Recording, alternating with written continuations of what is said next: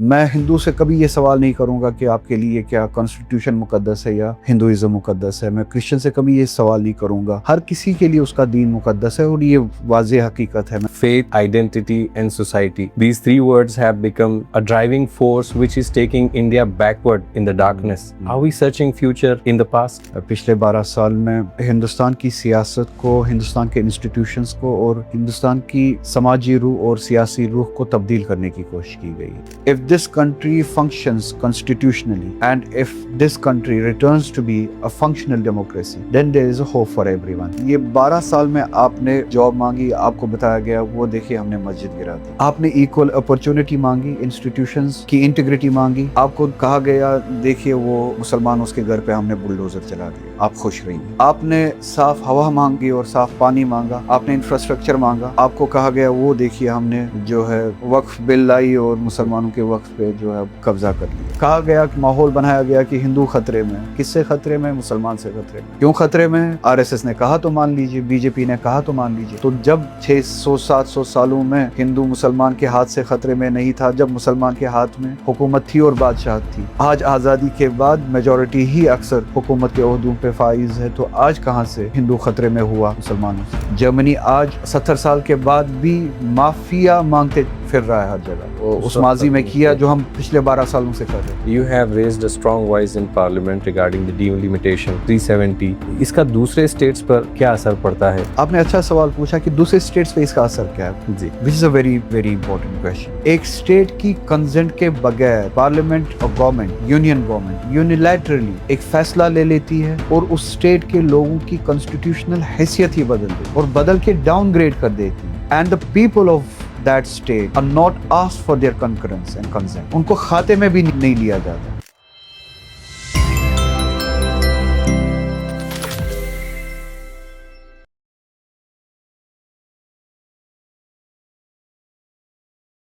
J Hind everyone, welcome to the HRS شو.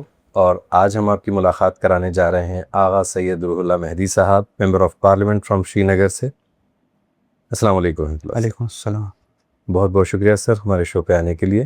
آپ کا بھی بہت بہت شکریہ. سر وقت بہت درکار ہے آپ کے تعلق سے جاننے کے لیے، مگر جتنا وقت ہم کو ملا ہے اس میں ہم کوشش کریں گے کہ جتنی مثبت چیزیں ہو سکتی ہیں ہم وہ پہنچائیں ہندوستان کی عوام تک انشاءاللہ. سب بات وہاں سے شروع کرتے ہیں جہاں سے کہانیاں شروع ہوتی ہیں. جی. بچپن سے لے کے پارلیمنٹ کا سفر، وہ کون سی چیزیں ہیں جس نے آپ کو انسپائر کیا کہ آپ سیاست کی طرف اپنا رخ کریں؟ میں سیاست سے زیادہ دینیات سے انسپائر تھا، کیونکہ میں علمی خانوادے سے آتا ہوں، علماء کے خانوادے سے آتا ہوں. پیدائشی علماء کے گھر میں ہوئی ہے، ان کے ماحول میں پروان چڑھا ہوں، ان کی دینی خدمات کو دیکھا ہے، ان کی دینی صلاحیتوں کو دیکھا ہے. اور وہ جو ایک شخصیت سامنے آتی تھی ان علماء کی، تو اس شخصیت سے انسان متاثر ہوتا ہے. تو دینی خدمات کے لیے، دینی علم کے لیے میں زیادہ مطلب میرا شوق اس طرف زیادہ تھا. اور ابھی اسٹوڈنٹ ہی تھا، کالج لائف کی شروعات ہی ہوئی تھی کہ میرے والد صاحب کی شہادت ہوئی. ان کی اسیسینیشن کی گئی سال 2000 میں نومبر میں. اور چونکہ وہ سیاسی میدان میں بھی فعال تھے دینی خدمات کے ساتھ ساتھ، تو ان کی شہادت کے بعد لوگوں نے جو اصرار کیا کہ میں ان کی خدمات کو، سیاسی خدمات کو بھی آگے بڑھانے کے لیے جو ہے عملی سیاست میں جو حصہ لوں. تو اس واقعے نے مجھے سیاست کی طرف، عملی سیاست کی طرف دھکیلا، آپ ایسا کہہ سکتے ہیں. تو 2002 میں نے پہلا اسمبلی الیکشن لڑا. میرے والد صاحب کی شہادت کے بعد پہلا جموں کشمیر کا پہلا اسمبلی الیکشن تھا، اس میں حصہ لیا تو اس میں کامیابی ملی الحمدللہ. پھر 2008 میں دوسرا الیکشن لڑا، اس میں پھر سے پہلے سے بہتر کامیابی ملی. اور 2008 میں ہماری پارٹی کو میں جو گورنمنٹ فارم کرنے کا موقع بھی ملا، اور اس میں پھر میں وزیر بھی رہا کیبنٹ میں. 2014 میں پھر تیسرا الیکشن ہوا اور اس میں بھی کامیابی ملی الحمدللہ. لوگوں نے اور زیادہ بہتر جو ہے ساتھ دیا، حمایت دی.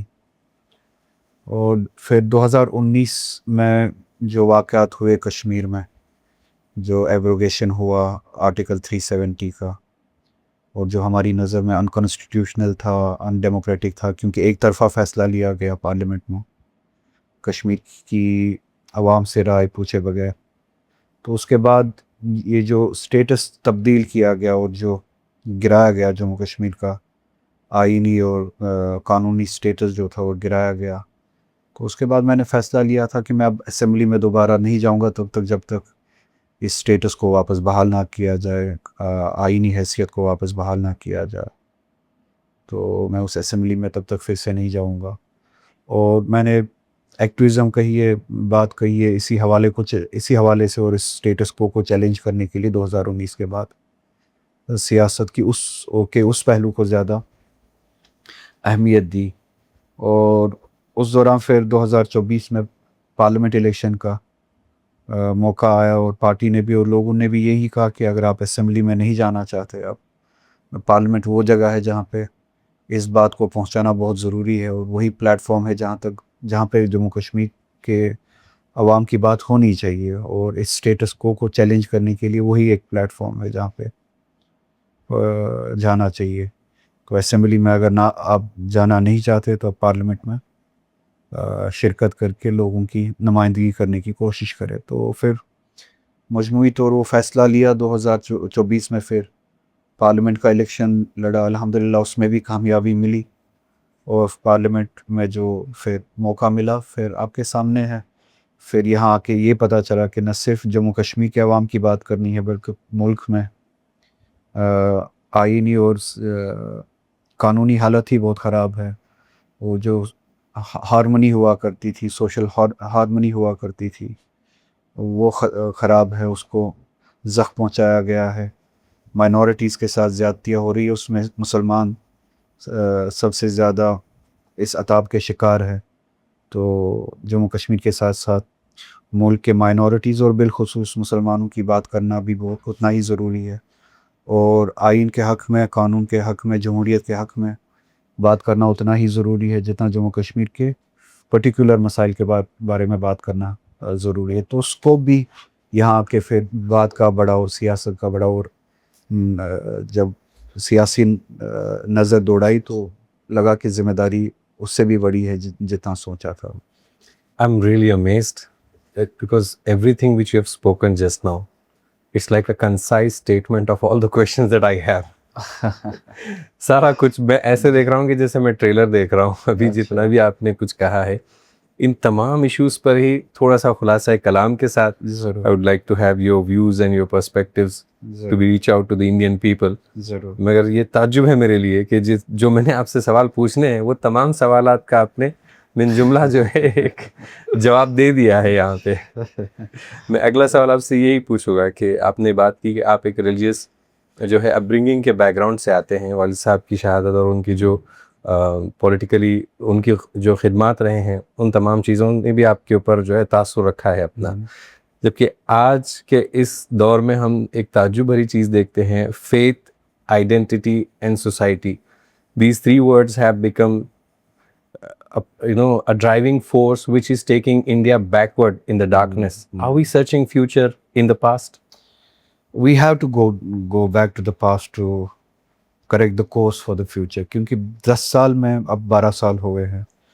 پچھلے 12 سال میں ہندوستان کی سیاست کو، ہندوستان کے انسٹیٹیوشنز کو اور ہندوستان کی سماجی روح اور سیاسی روح کو تبدیل کرنے کی کوشش کی گئی.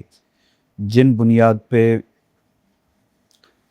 ہندوستان 1947 میں اس ملک کو بنایا گیا تھا، ان بنیادوں کو، ان ویلیوز کو، ان اقدار کو اب بدلا جا رہا ہے. کانسٹیٹیوشن ہمارے لیے ایک مقدس کنٹریکٹ تھا اس پورے ہندوستان کو، جس میں ڈائیورسٹیز ہے. آپ نے آئیڈینٹیٹیز کی بات کی ہے. We have a diversity of identities in this country. جی جی. We are not a single identity. We are not a nation of one identity.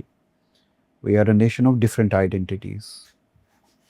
وہ آئیڈینٹیٹیز ریجن پہ بھی مبنی ہے، خطے پہ بھی مبنی ہے. وہ آئیڈینٹیٹیز لسانی آئیڈینٹی بھی ہے، لسانی شناخت یا لنگوسٹک آئیڈینٹیٹیز جسے آپ کہہ سکتے ہیں. وہ آئیڈینٹی جو ہے کلچرل آئیڈینٹیز بھی ہے, ثقافتی شناخت بھی ہے ہماری الگ الگ ہندوستان سے, شمال سے لے کے جنوب تک, north to south and east to west. اور اسی طرح سے مذہبی آئیڈینٹی بھی ہے, ریلیجس آئیڈینٹیز بھی ہے اس ملک میں. تو اس طرح کے ڈائیورسٹیز کو ایک جگہ پہ ایک یونٹ میں جمع کرنا without a contract I think it would have been impossible. بالکل. اور وہ کنٹریکٹ آپس کی مفاہمت, انڈرسٹینڈنگ, اور ایک کنٹریکٹ جس پہ ہم سب متفق ہے and we'll abide by that and we'll act upon that. جی. اور اس کنٹریکٹ کو میں سمجھتا ہوں کہ ان ساری آئیڈینٹیز نے اس ایک سنگل یونٹ کے لیے کنسٹیٹیوشن سمجھا. یہ ہمارے لیے گائیڈنگ پرنسپلز رہیں گے, اور یہ ہمارے لیے ایک کنٹریکٹ رہے گا جس کے ہم سب ماتحت رہیں گے, اور we'll abide by this. اور اس کی بنیاد پہ ان آئیڈینٹیز کو نہ صرف پروٹیکٹ کیا جائے گا, ان آئیڈینٹیز کے پراسپیرٹی کے لیے بھی راستے کھولے جائیں گے. اور وہ راستے کھولنے کے لیے سب سے بڑی اہم بات جو ہے وہ ایکویلٹی ہے. آئیڈینٹیز کی بنیاد پہ کسی کے ساتھ ڈسکریمنیشن نہیں کیا جائے گا. سٹیزن شپ کو یا سٹیزنری کو آئیڈینٹیز کے بنیاد پہ ڈیوائڈ نہیں کیا جائے گا. ایکویلٹی آف سٹیزن شپ ہوگی, ایکویلٹی آف رائٹس ہوگی, ایکویلٹی آف اپرچونٹی ہوگی. یہ ویلیو سسٹم تھا بنیادی طور پہ, میں زیادہ تفصیل میں نہیں جاؤں گا. یہ ویلیو سسٹم تھا جو کانسٹیٹیوشن کے روح میں تھی, اور اسی کی بنیاد پہ ممکن ہو پایا اتنی ساری ڈائیورسٹیز کو آپ ایک جگہ جمع سنگل پلیٹ فارم پہ. اور 70 سال تک ان ویلیو سسٹم نے کام کیا. میں یہ نہیں کہوں گا کہ 100% کام کیا, 100% کام کیا, مگر اس ڈائریکشن میں تھے ہم. وہ ویلیوز ہمارے گائیڈنگ پرنسپلز تھے. جی. اسی لیے 70 سال کے دوران اس ملک نے عالمی سطح پہ وہ مقام بنایا جو شاید اگر وہ ویلیو سسٹمز نہیں ہوتے یہ ملک نہیں بنا پاتا. ہم خود کو گلوبل لیڈر کہتے ہیں, اور ہے بھی, اس میں کوئی شک نہیں ہے. گلوبل لیڈرشپ کے رنگ میں ہندوستان ایک اہم نام ہے. گلوبل لیڈرشپ اگر آپ دیکھیں کن بنیادوں پہ کوئی لیڈرشپ کا آج کے زمانے میں, اس جدید دور میں, پچھلے 100 سالوں میں, اور بالخصوص سیکنڈ ورلڈ وار کے بعد لیڈرشپ کے لیے کلیم کیا ہوا کرتا تھا اور ابھی بھی کیا ہے؟ یا ملٹری مائٹ ہے یا اکنامک مائٹ ہے. آپ جتنے بھی بڑے 5-6 ممالک دیکھیں ان کی کلیم ہی یہی ہے. یو ایس سے لے کے چائنا, چائنا سے لے کے رشیا اور برٹن, فرانس وغیرہ, یورپ کے کچھ کنٹریز, ان کی گلوبل لیڈرشپ کے لیے کلیم ہی یہی ہے, ملٹری مائٹ ہے یا اکنامک مائٹ ہے. پچھلے 70 سال میں ہندوستان کے پاس نہ ملٹری مائٹ تھی گلوبل سطح کی, نہ اکنامک مائٹ تھی گلوبل سطح کی. ہم گلوبل لیڈرز نہیں تھے, ہم پہلی دوسری اکانومی نہیں تھے, تیسری چوتھی اکانومی بھی نہیں تھے. اس کے باوجود بھی ہم گلوبل لیڈرشپ کے رنگ میں تھے. ہماری کلیم کیا تھی گلوبل لیڈرشپ کی پوزیشن تک, اور کس نے ہمیں وہ جگہ دی گلوبل فریٹرنیٹی میں لیڈرشپ کی؟ وہ یہ ویلیو سسٹم تھے, وہ ڈیموکریٹک ویلیوز تھے, کانسٹیٹیوشنل ویلیوز تھے, ہیومن ویلیوز تھے, جن کی بنیاد پہ موریلٹی تھی, کانسٹیٹیوشنل موریلٹی, پولیٹیکل موریلٹی, جن کی بنیاد پہ ہندوستان قائم رہا اور چلا, اور اسی بنیاد پہ ایک گلوبل مورل لیڈر کا رول ملا, ڈپلومیٹ کا رول ادا کیا ہم نے. بالکل. اب ان سبھی ویلیو سسٹمز کے ساتھ چھیڑا گیا ہے, بہت حد تک کامیاب ہوئے. انسٹیٹیوشنز کمپرومائز ہو چکے ہیں جو ویلیو سسٹمز کو پروٹیکٹ کرنے چاہیے تھے. ایکویلٹی اب ہے نہیں, ایکویلٹی آف اپرچونٹی ہے نہیں, فریڈم اب ہے نہیں. مسلمانوں کو دوسرے درجے کا شہری مانا جاتا ہے, سیکنڈ کلاس سٹیزن, ان کو اب تبدیل کیا گیا ہے. اسی طرح سے مختلف مائنورٹیز ہیں, ان کے ساتھ زیادتیاں کی جاتی ہے ہر سطح پہ, اکنامک زیادتیاں بھی, سوشل زیادتیاں بھی, پولیٹیکل زیادتیاں بھی. مسلمان کے دینی حقوق کو پامال کیا جاتا ہے, بالخصوص مسلمان کے ساتھ, چونکہ بڑی مائنورٹی, امیجیٹ مائنورٹی جو ہے بڑی, وہ اس ملک میں مسلمان ہی ہے, اور انہی کے نام پہ جو ہے پولرائزیشن کی جاتی ہے. تو اکنامک رائٹس جو ہے مسلمانوں کے, ریلیجس رائٹس جو ہے پامال کیے جاتے ہیں. ہمارے مساجد سے لے کے اداروں تک, دینی اداروں تک جو ہے حملے کیے گئے, لیگلی بھی یعنی اور قانون کے ذریعے بھی اور فزیکلی بھی. جی مسجدیں گرائی بھی گئی, بلڈوزر آج بھی چلائے جاتے ہیں, اور لیجسلیٹو بلڈوزر بھی اسی طرح سے چلایا جا رہا ہے. وقف امینڈمنٹ ایکٹ, اب یو سی سی آپ نے آسام میں دیکھا ہی ہوگا, شروعات ہو گئی ہے اسی طرح سے. بہت سارے معاملات ہیں ایسے جس سے آپ کو پتہ چلتا ہے کہ مسلمانوں کے رائٹس اب ختم کیے جاتے ہیں, مسلمانوں کے رائٹس پہ بلڈوزر چلایا جاتا ہے. دینی معاملات میں زیادہ تر بلڈوزر چلایا جاتا ہے. اب اکنامک حالات بھی اسی طرح سے بلڈوز کیے جاتے ہیں, رائٹس بھی. آپ کے chief minister, sitting chief minister جو ایگزیکٹو ہیڈ ہے, کانسٹیٹیوشنل ہیڈز ہے اپنے اسٹیٹس کے, آسام سے لے کے یو پی تک, اور یو پی سے اب بنگال تک, یہ کہتے ہیں کہ مسلمانوں کا بائیکاٹ کیا جائے, سوشل بائیکاٹ کیا جائے, مسلمانوں کا اکنامک بائیکاٹ کیا جائے. اگر ان کی مزدوری 5 روپے بنتی ہے تو 4 ہی روپے دیے جائے, ان کے دکانیں بند کیے جائے, ان کی دکانوں سے کچھ نہ خریدا جائے, ان کے ساتھ سوشل بائیکاٹ کیا جائے. اب یہ کھلے عام ہوتا ہے, اور کانسٹیٹیوشنل ہیڈز جو ہے وہ اب یہ سب کرتے ہیں. تو اس کی وجہ سے ہم یہ ملک جو ہے کمزور ہو رہا ہے, پولیٹیکلی بھی, اکنامکلی بھی, گلوبلی ہم آئسولیٹ ہوئے ہیں. تو مجھے لگتا ہے 12 سال کی اس سیاست کے بعد اس ملک کو سوچنا پڑے گا کہ ہمیں we'll have to fall back to the history and go back to our basic value systems to correct the course and bring back this country to its glory. جی مجھے اجازت دیجیے گا کہ میں یہ پوچھوں آپ سے, as a member of parliament آپ نے ابھی جو حالات بتائے ہیں, یہ کانسٹیٹیوشن ہے, میں ایک عام ناگرک ہوں, اتنے برے حالات ہو چکے ہیں کہ مذہب کے نام پہ ایک سوسائٹی میں فرنج ایلیمنٹس کھلے عام ہندوستانی ناگرکوں کا خون بہا رہے ہیں, ہندوستان بلیڈ کر رہا ہے, اور سسٹم ایک فیلئر کی طرف کھڑا ہوا ہے. آغا سید روح اللہ مہدی, میں آپ سے یہ سوال پر پوچھتا ہوں سر کہ پھر آپ امید کیا دلاتے ہیں اس وقت نوجوان ہندوستان کا یوتھ, ہندوستان کی عوام, وہ کیسے امید بنائے رکھے؟ جو آپ نے ہاتھ میں اٹھایا, امید اس ملک میں صرف اور صرف یہی ہے. اگر یہ ملک واپس اپنی کانسٹیٹیوشن کی طرف پلٹتا ہے تو ہر کسی کے لیے امید ہے.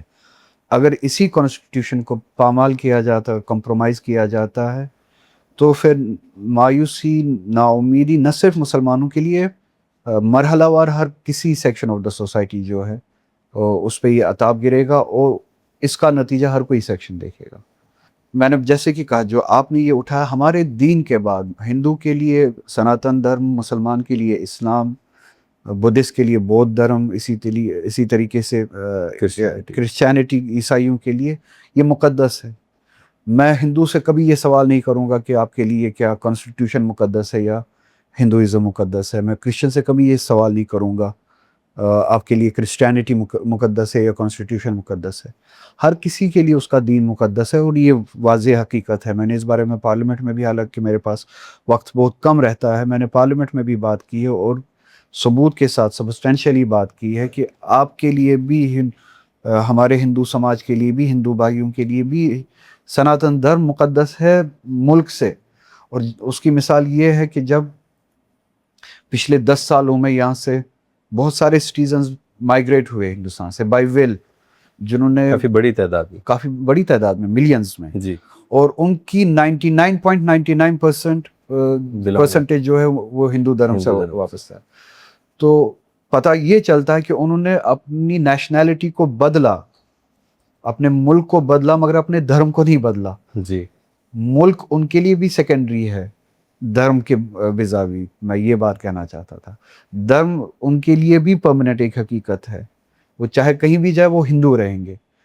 جب بات نیشنلٹی کی آتی ہے تب وہ پاسپورٹ بدل سکتے ہیں, نیشنلٹی بدل سکتے ہیں, اور انہوں نے بدلا بھی. تو بات یہ میں کہہ رہا تھا, ہر کسی کے لیے ان کا دھرم, مذہب, دین مقدس ہے, مگر اس کے بعد ہم جب ایک ساتھ زندگی کرتے ہیں بحیثیت ہندوستانی, انڈین نیشنلز, ہمارے لیے ایک کنٹریکٹ مقدس ہے. ہمارا دین جو بھی ہو مقدس ہے, اپنی اپنی جگہ پہ ہر کسی کو دین پہ عمل کرنا ہے, اس کی آزادی ہونی چاہیے. اس کے بعد ہمارا آپس میں رابطہ کیا ہے, ہم کیسے رہیں گے, اس کے لیے ایک مقدس ڈاکیومنٹ ہے جو ہم نے خود تیار کیا ہے, کنٹریکٹ. اور جب کنٹریکٹ ہوتا ہے سوسائٹیز کے بیچ میں, اس کنٹریکٹ کو تقدس خود قرآن دیتا ہے. میں مقدس ایسے ہی ہوا میں نہیں کہہ رہا ہوں, قرآن کی روح سے کہتا ہوں کہ جب آپ ایک دوسرے کے ساتھ وعدے میں, قرار میں آ جاتے ہیں, تو وعدے اور قرار ایک دوسرے کے ساتھ وہ مقدس بن جاتے ہیں. اس کے لیے قرآن کا حکم بھی ہے کہ اپنے وعدے پہ قرار پہ عمل کرو, پورا کر. تو یہ مقدس چیز بن جاتی ہے. تو بالکل. ہمارے لیے دینیات کے بعد, دھرم کے بعد, مذہبی آئیڈینٹی کے بعد یہ کانسٹیٹیوشن ایک مقدس ڈاکیومنٹ ہے, اور اس کانسٹیٹیوشن کی بنیاد پہ ہم اس ملک میں زندگی کرتے ہیں, اور اس کانسٹیٹیوشن کے ترازو پہ ہمیں تولا جائے گا. یہ ہمارے رائٹس کا پروٹیکٹر ہے. اور اگر یہ کانسٹیٹیوشن ختم ہوا, ہر کسی کے رائٹس ختم ہو جائیں گے, ہر کسی کی شناخت ختم ہو جائے گی, ہر کسی کے ساتھ ڈسکرمنیشن اور زیادتی ہو جائے گی. Might will be the power, جس کے ہاتھ میں بھی لاٹھی ہوگی بحث با اصطلاح اسی کی ہوگی.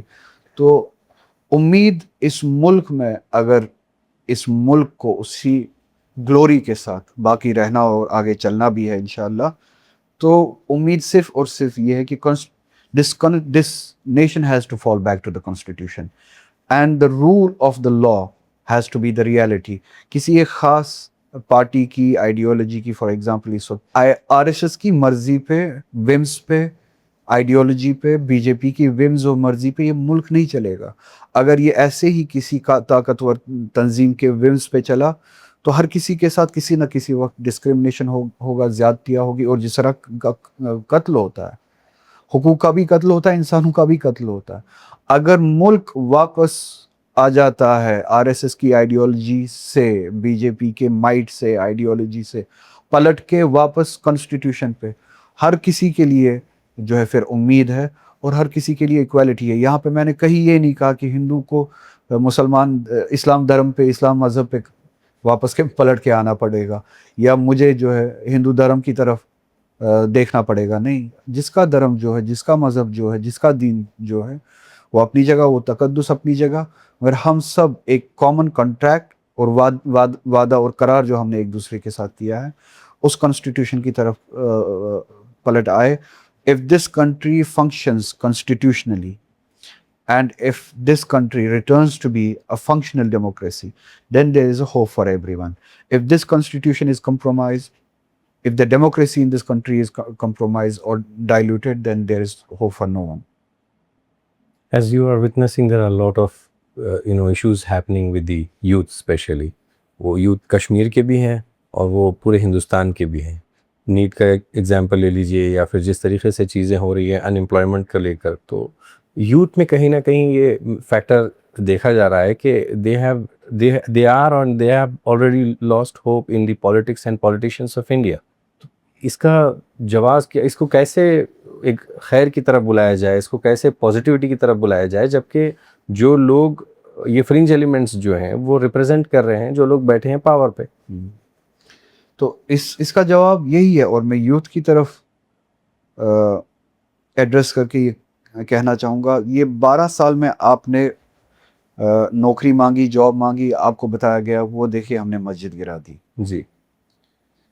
آپ نے ایکول اپرچونٹی مانگی, یعنی کوئی پیپر لیک نہیں ہوگا. جب پیپر لیک ہوتا ہے تو اپرچونٹی ایکول نہیں. آپ نے ایکول اپرچونٹی مانگی, انسٹیٹیوشنز کی انٹیگریٹی مانگی. آپ کو کہا گیا دیکھیے وہ مسلمان, اس کے گھر پہ ہم نے بلڈوزر چلا دیا, آپ خوش رہیے. آپ نے صاف ہوا مانگی اور صاف پانی مانگا. آپ نے انفراسٹرکچر مانگا.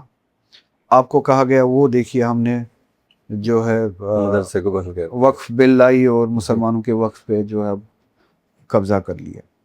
آپ نے جب بھی کوئی ایک سٹیزن کا جو ایک رائٹ ہے اس کنٹری میں, جو گورنمنٹ ایک سروس دینی چاہیے, جس سروس کی بنیاد پہ آپ پراسپر کریں, آپ اپنا فیوچر بنائیں, آپ نے جب ان چیزوں کے بارے میں بات کرنا چاہا, آپ کو صرف یہ کہا گیا کہ مسلمان جو ہے وہ اس ملک کے لیے خطرہ ہے, وہ ہندو کو ختم کرے گا. جس مسلمان نے 1000 سال تک اور 1000 سال میں زیادہ عرصہ یہاں پہ حکومت مسلمانوں نے کی ہے, اور کوئی جمہوری حکومت نہیں تھی, بادشاہت تھی, اس کے باوجود بھی ہندو پاپولیشن کا میجورٹی کریکٹر اسی طرح سے باقی رہا جس طرح سے 1000 سال پہلے تھا. جی. تو جب ان 600-700 سالوں میں ہندو مسلمان کے ہاتھ سے خطرے میں نہیں تھا, جب مسلمان کے ہاتھ میں حکومت تھی اور بادشاہت تھی, آج آزادی کے بعد میجورٹی ہی اکثر حکومت کے عہدوں پہ فائز ہے, تو آج کہاں سے ہندو خطرے میں ہوا مسلمانوں سے. تو یہی کہا گیا کہ ماحول بنایا گیا کہ ہندو خطرے میں. کس سے خطرے میں؟ مسلمان سے خطرے میں. کیوں خطرے میں؟ RSS نے کہا تو مان لیجیے, BJP نے کہا تو مان لیجیے. اس سب کے بیچ میں آپ کو مسلمان سے ڈرایا گیا, پھر آپ کو تماشا دکھایا گیا, یہ وہ ولن ہے جو ہم نے آپ کو کہا کہ یہ ولن ہے. اب دیکھیے ہم اس کی مسجد پہ بھی بلڈوزر چلا رہے ہیں, ہم اس کے گھر پہ بھی بلڈوزر چلا رہے ہیں, ہم ان کی لنچنگ بھی کرتے ہیں, ہم ان کے دینی حقوق بھی ختم کرتے ہیں, ہم ان کی اکنامک حقوق بھی ختم کر رہے ہیں. اب آپ راضی رہیے اور خوش رہیے, اور آپ کو ان سبھی سروسز سے دور رکھا گیا جو یہ گورنمنٹ پچھلے 12 سالوں میں دینی چاہیے تھی, جس کے بنیاد پہ آپ ان کو چیک کرتے. آپ کو پہلے کہا گیا تھا ہم آپ کو اچھے دن دیں گے, آپ کو پہلے کہا گیا تھا ہم آپ کو 15 لاکھ دے دیں گے, ہم آپ کو پہلے کہا گیا تھا 2 کروڑ نوکریاں دے دیں گے پہلے 5 سال میں.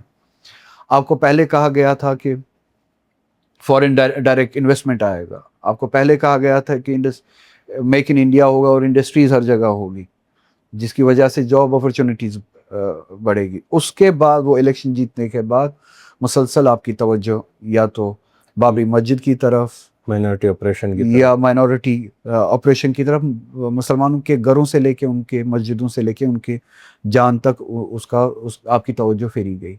اس کے نتیجے میں اب آپ دیکھ رہے ہیں 12 سال کے بعد نہ کہیں نوکری ہے, نہ جابس ہے, نہ انڈسٹری ہے, نہ ایکول اپرچونٹی ہے, نہ انسٹیٹیوشنز اپنے حساب سے انٹیگریٹی کے ساتھ فنکشن کر رہے ہیں. آج آپ کے پیپر لیکس کنٹینیوسلی لیک ہو رہے ہیں, یہ پہلی بار کا واقعہ نہیں ہے, کنٹینیوسلی. تو آپ کے ساتھ زیادتیاں بتدریج کی جا رہی ہے, کنٹینیوسلی آپ کے ساتھ زیادتیاں کی جا رہی ہے, which means کہ these institutions are compromised and they have failed. جی یہ اس وجہ سے ہوا کہ آپ کو مسلمان دشمنی کی عادت اور لت لگائی گئی 12 سالوں میں, اور آپ کو ان حقیقتوں سے دور رکھا گیا. اس کے نتیجے میں آپ آج جاب لیس ہے, آپ کے پاس ایکول اپرچونٹی نہیں ہے, آپ کے انسٹیٹیوشنز کمپرومائز ہے, آپ کے پیپرز لیک ہوتے ہیں, انڈسٹریز نہیں ہے, اکانومی ہماری جو ہے وہ ختم ہو چکی ہے. ایک زمانے میں ہم چائنا کے ساتھ مقابلہ کر رہے تھے, آج ہم تو خدا خیر کرے ہم اس خیال سے بھی, اس خواب سے بھی دور ہیں. تو پیٹرول ڈیزل کے پرائسز آپ کو پتہ ہی ہے, راشن کے پرائسز آپ کو پتہ ہی ہے, انفلیشن کہاں تک پہنچی ہے آپ کو پتہ ہی ہے. اب آپ کے سامنے زندگی کے مختلف گوشوں میں جو اثرات ہیں اس کے وہ آ رہے ہیں. اب آپ کو خدا را آپ کو نظر آنا چاہیے کہ ان 12 سال کی مسلم دشمن سیاست کا نتیجہ کیا ہے. اب آپ اس مسلم دشمن سیاست کو چھوڑ دیجئے, اس فکر کو چھوڑ دیجئے. مسلمان, ہندو, کرسچن, عیسائی سب ایک ہو کے ایک اس سیاست کو شکست دے, ڈیفیٹ کرے اس پولرائزیشن کی سیاست کو, اور اس ملک کی ری بلڈنگ میں سب ایک ہو جائے, نیشن بلڈنگ میں سب ایک ہو جائے, سب ایک ہو جائے کہ ہمارے انسٹیٹیوشنز واپس سے صحیح اور صحیح سے کام کرنا شروع کرے, چاہے وہ کمپٹیٹیو ایگزامینیشنز کے انسٹیٹیوشنز ہو, چاہے وہ جوڈیشری ہو, الیکشن کمیشن ہو, یا جو بھی ہو. یہ اب سمجھ میں آنا چاہیے. اس راستے پہ پاکستان بھی چلا, اس راستے پہ جرمنی بھی چلا, جس راستے پہ ہم پچھلے 12 سال سے جا رہے ہیں. جرمنی آج 70 سال کے بعد بھی مافیا مانگتے پھر رہا ہے ہر جگہ, اس ماضی کے لیے جو انہوں نے اس ماضی میں کیا جو ہم پچھلے 12 سالوں سے کر رہے ہیں. پاکستان نے 1970 کی دہائیوں سے لے کے ماضی قریب تک, ویری ریسنٹلی وہ اسی راستے پہ چلے, ایکسٹریمزم, ریلیجس ایکسٹریمزم کے راستے پہ چلے. جی آج وہ بھی سمجھ رہے ہیں کہ وہ ملک بھی سمجھ رہا ہے کہ ہمیں کورس کریکشن کرنا چاہیے. ہاں, وہی وجہ تھی کہ جس کی وجہ سے ہم اکنامکلی بہت پیچھے رہے, اور ہمیں کورس کریکشن کرنا چاہیے. آپ کے سامنے مثالیں ہیں, ممالک, nations have went this road, they have failed miserably, ultimately they had to do the course correction. آپ ان کے فیلئر سے تجربہ حاصل کر سکتے ہیں. You can save yourself the time and the destruction. You can learn from their failures. آپ کے سامنے وہ راستہ بھی ہے, ان کے فیلئر سے سیکھے اور اسی صحیح راستے پہ چلے. اور you can choose to go that road, and it is 100% certain the end result will be the same as in Pakistan and in Germany and many other parts of the world as well. جی, اپنے ہی لوگوں کے خلاف سازشوں کا جو نتیجہ ہے وہ برا ہی نکلے گا. سر کشمیر کی طرف رخ کرتے ہیں. You have raised a strong voice in parliament regarding the delimitation after 370. اس کا دوسرے اسٹیٹس پر کیا اثر پڑتا ہے, کشمیر پر بھی کیا اثر پڑ رہا ہے, and why everyone must understand the horrible consequences of delimitation. Kashmir پہ کیا اثر پڑتا ہے اس کا میں اس کے بارے میں اس وقت بات نہیں کروں گا. بہت سارے انٹرویوز میں نے اس بارے میں بات کی بھی ہے جی اور کرتا بھی رہوں گا. آپ نے اچھا سوال پوچھا کہ دوسرے اسٹیٹس پہ اس کا اثر کیا ہے. جی which is a very very important question جو دوسروں کو سمجھنے کی ضرورت ہے. دوسرے اسٹیٹس پہ اس کا اثر یہ ہے کہ جس طرح سے یہ ایبروگیشن ہوا, اگر اس کے بعد بھی دوسرے اسٹیٹس جاگتے نہیں ہے, پھر اس کا رزلٹ وہی ہوگا جو بنگال میں ابھی ہو رہا ہے, جی جو ساؤدرن اسٹیٹس میں کرنے کی کوشش کی جائے کی جا رہی ہے, جو دوسرے اسٹیٹس کے ساتھ کیا جا رہا ہے. جس طریقے سے ایبروگیشن آف آرٹیکل 370 ہوا وہ فیڈریشن کے ساتھ مذاق تھا, حملہ تھا, federal nature of this country. ایک اسٹیٹ کی کنسنٹ کے بغیر پارلیمنٹ اور گورنمنٹ, یونین گورنمنٹ یونیلیٹرلی ایک فیصلہ لے لیتی ہے اور اس اسٹیٹ کے لوگوں کی کانسٹیٹیوشنل حیثیت ہی بدل دیتی اور بدل کے ڈاؤن گریڈ کر دیتی ہے.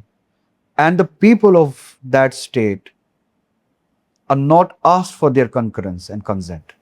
ان کو کھاتے میں بھی نہیں لیا جاتا ہے.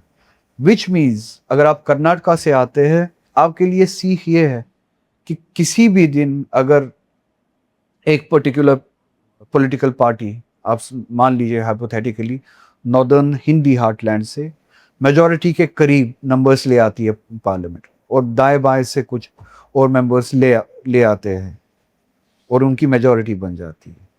وہ کرناٹکا کا فیصلہ پارلیمنٹ میں وہ یونیلیٹرلی لے لیں گے جیسے ان کی مرضی ہو. کرناٹکا آج اسٹیٹ ہے, کل کو اس اسٹیٹ کو یونین ٹیریٹری میں تبدیل کر دیں گے, اور کرناٹکا کے لوگ ٹی وی پہ دیکھ رہے ہوں گے ہیلپ لیس. ان کے گھروں کے باہر پولیس ہوگی, پیراملٹری فورسز ہوں گی, ان کے موبائل فونز, انٹرنیٹ بند ہوگا. موبائل فونز, انٹرنیٹ تو بند ہوگا ہی, لینڈ لائن بھی بند ہوگا. آپ کے گھر میں پتہ نہیں ہوگا کہ ہمسائے کے گھر میں ہو کیا رہا ہے, اور ایسا ہی مہینوں تک چلے گا. اور آپ کو ٹی وی پہ پتہ چلے گا کہ آپ کے بارے میں فیصلے لیے گئے ہیں اور آپ کو ڈی گریڈ کیا گیا ہے, آپ کے کانسٹیٹیوشنل رائٹس ختم کیے گئے ہیں, آپ کے اختیارات کو ختم کیا گیا ہے, آپ کو اب رحم و کرم پہ رکھا گیا ہے دلی کے مرکز کے. آپ کیسے زندگی گزاریں گے, کیسے فیصلے لیں گے اس ریاست کے, اب آپ کے ہاتھ میں نہیں ہے. And you can not utter a word. یہی کیا گیا جموں کشمیر کے ساتھ 2019 میں. And this can happen to any state. اور اگر یہ 2019 میں جموں کشمیر کے لیے پاسبل ہوا, یہ کبھی بھی آپ کے لیے بھی پاسبل ہو سکتا ہے.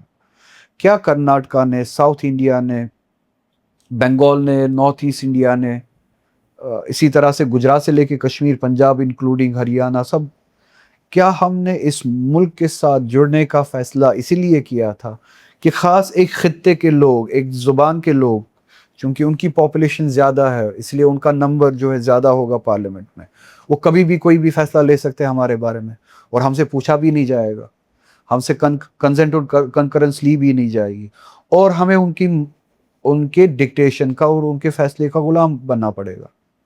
اسی طرح سے اس ملک میں رہنا پڑے گا جس طرح سے وہ چاہتے ہیں. 2019 نے اس خوف کو, ہم نے اس لیے اس ملک کو نہیں بنایا, ہم نے اس ملک کو یونین آف اسٹیٹس بنایا. ہر اسٹیٹ کی آئیڈینٹی, ڈگنیٹی, کانسٹیٹیوشنل پوزیشن اور رائٹس پروٹیکٹڈ رہے. بالکل ہر اسٹیٹ کی اپنی آئیڈینٹی پروٹیکٹڈ رہے گی, اس لیے بنایا نا. مگر 2019 میں وہ راستے کھولے گئے کہ ہر اسٹیٹ کا فیصلہ مرکز میں لیا جائے گا. ایک خاص جیوگرافی اور لینگویج کے لوگ چونکہ پاپولیشن میں زیادہ ہے, وہ میجورٹی میں ہوں گے, جب بھی ان کی مرضی جو بھی ہوگی آپ کے بارے میں وہ فیصلہ لیں گے. 2019 نے کشمیر کے حوالے سے اسی طرح سے وہ ایبروگیشن ہوا, اور وہ پاسبلٹیز دکھائی, سب کے سامنے دکھائی کہ یہ سب کے ساتھ ہو سکتا. اور یہ سیکھ ہے باقی اسٹیٹس کے لیے اس 2019 کے فیصلوں میں. بالخصوص کشمیر میں اس وقت نوجوانوں کی تعداد نمبرز جو ہے وہ ہندوستان کے دوسرے خطوں سے زیادہ ہے. ہندوستان کے کشمیر کے جو نوجوان ہیں ان کے لیے اگر آپ ایک سب سے بڑا ریفارمیشن سوچتے ہیں تو وہ کیا ہے؟ ابھی چونکہ ہماری کرائسس ہی اتنی بڑی ہے، ہم جموں کشمیر کے لوگ، اور میں اپنے کشمیر کے جوانوں کے حوالے سے بات کہی، ہم نارمل سچویشن کو فیس نہیں کر رہے اس وقت.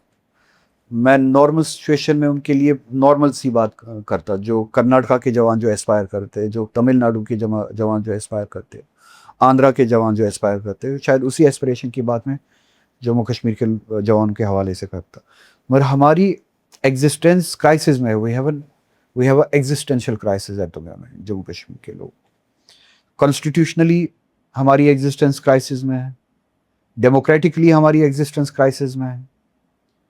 وی are a half democracy, less than a half democracy in Jammu and Kashmir. 2019 کے بعد اس کے بعد جو اسمبلی الیکشنز ہوئے، اس کے باوجود بھی اکثر جو ڈیموکریٹکلی الیکٹڈ گورنمنٹ کے پاس پاورز ہونے چاہیے، وہ پاورز ایل جی کے پاس ہے. اچھا، اسی طرح سے ہمارے لینڈ پہ سوال ہے، زمین پہ سوال ہے، جابس پہ سوال ہے، ریسورسز پہ سوال ہے، آئیڈینٹی پہ سوال ہے. سو ہمارے جوانوں کے لیے اس وقت the question is the question of existence. We have to assemble ourselves, gather the courage، اور ہمیں یہ کانسٹیٹیوشنل لڑائی لڑنی ہے اپنے کانسٹیٹیوشنل اسٹیٹس کی واپسی کے لیے، جس میں ہماری jobs, identity, land, resources, opportunities protected ہے. اور اس کے ساتھ ساتھ جموں کشمیر کے جوانوں کے لیے، کشمیر کے جوانوں کے لیے جو تھریٹ ہے، ایڈیشنل تھریٹ ہے دوسری ریاستوں میں، ان کو چونکہ بی جے پی نے ایسا ماحول بنایا، آر ایس ایس نے ایسا ماحول بنایا ہے، ان کو دشمن کی نظر سے دیکھا جاتا ہے. ہاسٹلز میں ان کے لیے جگہ نہیں ہے، فلیٹس ان کو ملتے نہیں ہے، کالجز میں ان کو تھریٹس دیے جاتے ہیں. بہت سارے ایسے واقع ہوئے جب پیٹا گیا کشمیر کے جوانوں کو. So we have to face these challenges as well. تو ان سے میں اتنی گزارش کروں گا کہ ہماری فائٹ جو ہے وہ کانسٹیٹیوشنل فائٹ ہے، to reclaim the status and the constitutional protections. اور we have to reach out to the right thinking people of the nation. اور کشمیر کے جوانوں سے زیادہ آپ کے ذریعے میں رائٹ ونگ کے مقابلے میں جو میجورٹی پاپولیشن ابھی بھی ہے اس ملک میں، those who still believe in the values of this country, my appeal to them is that they have to own the citizens of Kashmir, students of Kashmir as equals. ان کی عزت کی protection, ان کی dignity کی protection, ان کی existence کی protection ان کی بھی ذمہ داری بنتی ہے. You have to own them. آپ انہیں دھکیل نہیں سکتے. ان کو دھکیلا گیا 2019 میں بہت حد تک. اس کے بعد اگر آپ ان کو اپنے گھروں میں، اپنی سوسائٹیز میں انٹیمیڈیٹ کریں گے، دھکیلیں گے، جگہ نہیں دیں گے، you are pushing them to the wall. اس کے کانسیکوینسز کے ذمہ دار آپ ہوں گے، کیونکہ آپ نے ان کو وال تک پش کیا. So you have to own them. ان سے زیادہ اپیل میری آپ کے ذریعے اس پاپولیشن، میجورٹی پاپولیشن سے ہوگی ہمارے ملک کے دوسری ریاستوں میں، کہ you have to own the people of Jammu and Kashmir and their pain and their emotions and sentiments, which is completely constitutional, which is completely democratic, and you have to make them an equal part of your existence. Sir میں آپ سے یہ بھی سوال پوچھنا چاہوں گا on behalf of people from Assam, people from Sikkim, people from Kashmir, people from Bihar especially, کیونکہ زیادہ تر ان کے ساتھ میں ہوتا رہا ہے اور کشمیر والوں کے ساتھ میں ہوتا رہا ہے، کہ آئیڈینٹی کے نام پہ ہندوستان بھر میں ان پہ حملے ہوتے ہیں الگ الگ جگہوں پہ. آپ دیکھتے ہیں ان چیزوں کو، what's your take on that? جو ان جگہوں پہ میں ہو رہا ہے، I being a Kashmiri can relate to it. جی، ہم سمجھ پاتے کہ ہو کیا رہا ہے اینڈ ان پہ بیت کیا رہی ہے، and what does this mean, we can relate to that. آپ کے ذریعے میرا سوال اتنا ہی ہوگا میرے ہم وطنوں سے، فیلو انڈینز جو میجورٹی ہے، ان کے لیے what is the meaning and definition of a nation? کیا نیشن کا مطلب لوگ ہے یا نیشن کا مطلب زمین ہے؟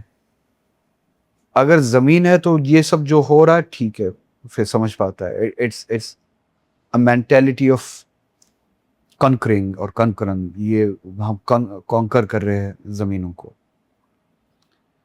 अगर नेशन का मतलब है लोग, फिर आपके लिए आसाम से आने वाले लोग भी उतने ही इम्पोर्टेंट है जितने आपके दिल्ली में रहने वाले लोग हैं, महाराष्ट्र में, यूपी में रहने वाले लोग हैं या गुजरात में रहने वाले लोग हैं।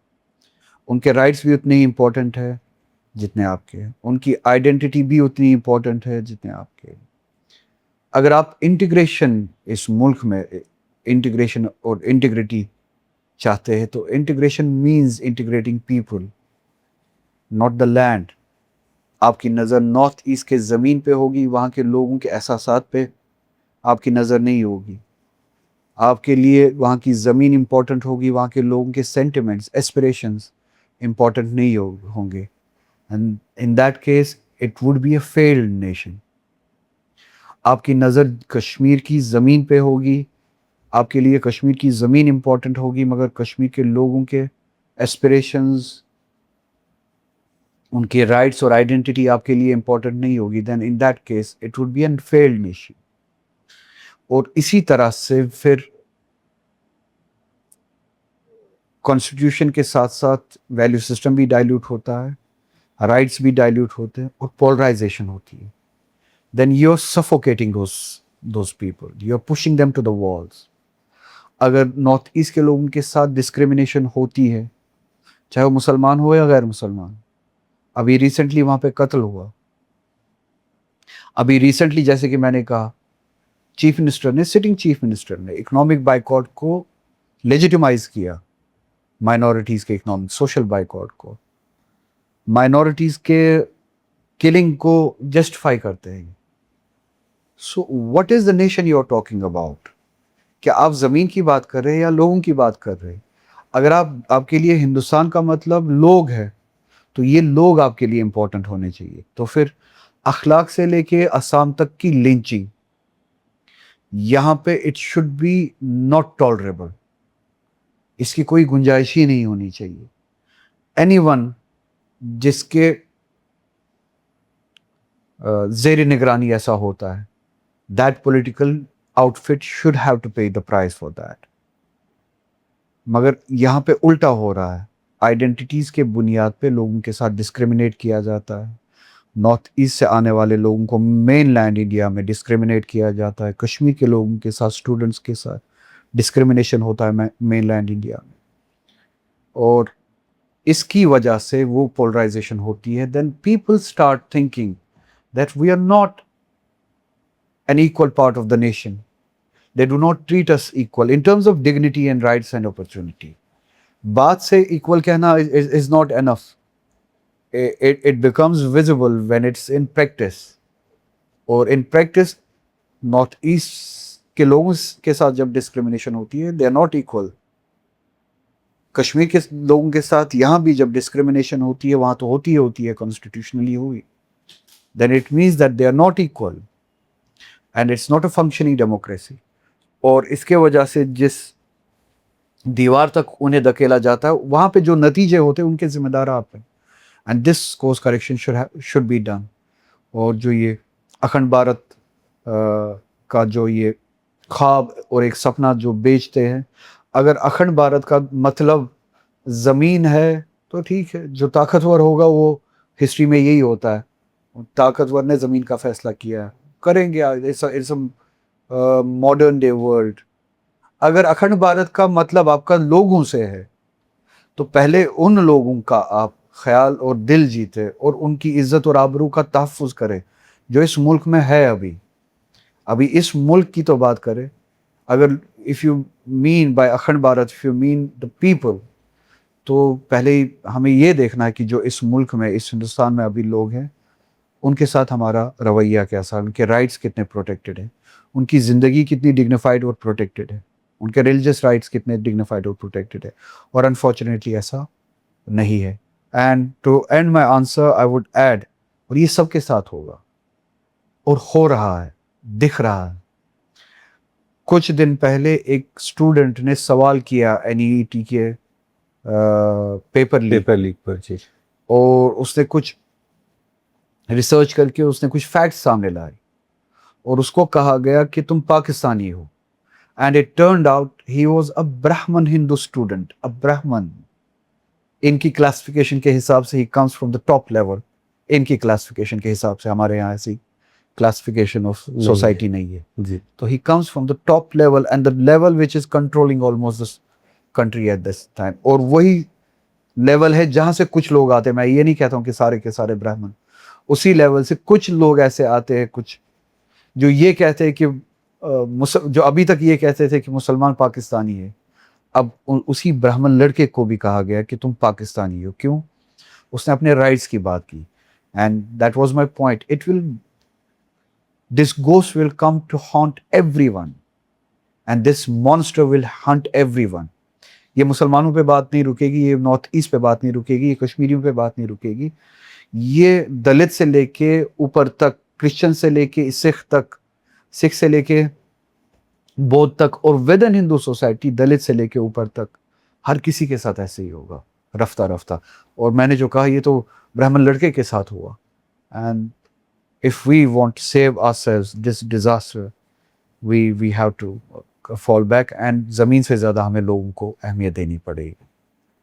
سر بہت بہت شکریہ یہاں تک ہمارے ساتھ بنے رہنے کے لیے.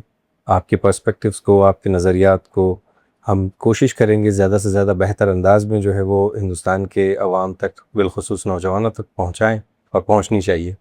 ایک اور ملاقات آپ سے درکار ہوگی. کافی سارے سوال ہیں جو باقی رہ گئے ہیں, وقت کی قلت ہے, مگر جو آپ نے دیا اس کے لیے بہت بہت شکریہ. آڈینس کے لیے یہ آخر میں میری طرف سے میں یہ کہوں گا, تمام ہندوستان کے لوگ ہم چاہتے ہیں اکھنڈ بھارت. تو کیا یہ اکھنڈ بھارت منی پور کے بنا ہے, منی پور کے لوگوں کے بنا ہے, سکم کے لوگوں کے بنا ہے, کشمیر کے لوگوں کے بنا ہے, آسام کے لوگوں کے بنا ہے, بہار کے لوگوں کے بنا ہے؟ یہ کہاں تک ایسے ہی چلا جائے گا؟ کچھ سال بہاریوں کے نام پر, بہار کے نام پر لوگوں کو مارا گیا کیونکہ وہ روزی کی تلاش میں کہیں اور کے لیے نکلے, کیونکہ وہاں پر انڈسٹریلائزیشن نہیں ہوا. سکم, میزورم, منی پور, کشمیر, آسام, تریپورہ, یہاں سے لوگ ساؤتھ انڈیا کی طرف جاتے ہیں کیونکہ انڈسٹریز یہاں پر نہیں آ رہی ہیں, یہاں پر کارپوریٹ جابز نہیں کریٹ ہو پا رہی ہیں, یہاں پر ایجوکیشن کا امپرومنٹ اتنا زیادہ نہیں کیا جا رہا ہے. ایز اے ہول کنٹری ہم خود اتنے حصوں میں ڈیوائیڈڈ ہیں. پھر ہم دیکھتے ہیں کہ آئے دن, ہر دن آپ یہ پیڈ میڈیا پہ دیکھتے ہو کہ نام پر, کبھی اسٹیٹ کے نام پر, کبھی ریلیجن کے نام پر معصوم لوگوں کو پکڑنا, ان کو لنچ کرنا, اور پھر یہ کلیم کرنا کہ ہم اکھنڈ بھارت بنیں گے.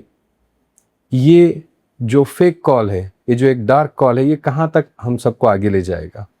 تو ہندوستان کے عوام کے لیے یہی ہے کہ اس کو سمجھنے کی ضرورت ہے کہ لینگویج ہمارے ڈیفرنٹ ہیں, اسٹیٹس ہمارے الگ ہیں, کلچر ہمارا ڈیفرنٹ ہے, بٹ یونانیمسلی ہم ایک کنٹری ہیں. ہم کو سب کو لے کے چلنا ہوگا. ساؤتھ انڈیا کے لوگ نارتھ انڈیا اور ایسٹ انڈیا, ان تمام لوگوں کو جب تک ایکسیپٹ نہیں کریں گے as a part of India, تب تک یہ سوسائٹی میں جو پرابلمز اور جو بیہیویئرل ایشوز ہیں جو اس حد تک جا چکے ہیں کہ اب ہم خود جو ہے ایک دوسرے کے خون کے پیاسے بنے پھر رہے ہیں, یہ حالات اس وقت تک نہیں سدھریں گے. دیکھیے, رہی بات بالخصوص مسلمان اور مسلمان کمیونٹی کی, تو دیکھیے لگے گی آگ تو گھر کئی آئیں گے زد میں. یہاں صرف ہمارا مکان تھوڑی ہے. دلتوں کو سالوں سے جو ہے ان کو پرتاڑت کیا جا رہا ہے. تو ہر ایک کو اٹھنے کی ضرورت ہے اور اس ہیٹ کو چھوڑنے کی ضرورت ہے. پازیٹیو اور پروگریسو ہوں گے تبھی ہندوستان ایک اکھنڈ بھارت بنے گا, ورنہ تو پھر جیسا آغا رول اللہ سعید صاحب نے کہا, یہ ہسٹری رہی ہے ان کنٹریز کی جنہوں نے اس طریقے کی پالیسی کو اختیار کیا اور اپنی مائنورٹیز کو لنچ کرتے اور ظلم کرتے رہ گئے. وہ آج بھی اندھیروں سے نکلنے کی کوشش کر رہے ہیں. پھر ملاقات ہوگی اگلے ایپیسوڈ میں. جے ہند.